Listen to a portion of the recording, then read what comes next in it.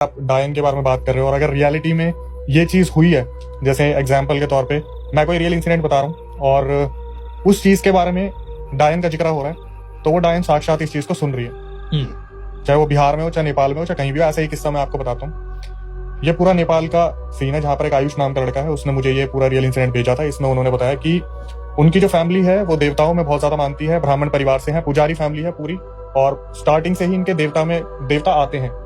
तो सबसे सीनियर में आते थे, दादा परदादाओं में जो देवता आते थे, उन्होंने आयुष के पापा, उनके जो छोटे भाई थे और बड़े जो उनके भाई थे, उनको बोला कि अब इनके ऊपर से देवता हटने की बारी आ गई है और मैं किसी के ऊपर आऊंगा, तो आप खुद बता दो कि मैं किसके ऊपर आऊं।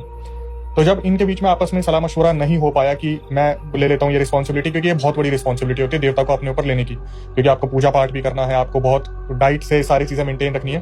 तो आयुष के जो पापा थे उन्होंने बोल दिया कि मैं एक टीचर हूँ और मुझे कैंटीन का खाना पड़ता है, कभी बाहर रोड पे खाना पड़ता है, तो मैं इस रिस्पॉन्सिबिलिटी को नहीं लूंगा। तो उस टाइम पे जो छोटे वाले चाचा थे उन्होंने इस चीज को अपनी रिस्पॉन्सिबिलिटी ली। तो देवता जो थे उन्होंने ये बोल दिया कि इस बार तो तुम लोगों ने खुद से इस चीज को एक्सेप्ट कर लिया कि हम नहीं ले रहे, लेकिन आगे जब मैं आऊंगा तो तुम्हारे जो बच्चे होंगे मैं डिसाइड करूंगा, उस टाइम मैं तुम्हारी सुनूंगा नहीं। ठीक है, उनके चाचा ने इस चीज को रिस्पॉन्सिबिलिटी को लिया। और जो आयुष थे उस टाइम पर मुश्किल से 3-4 साल के रहे होंगे जब ये सारी चीजें हुई थी।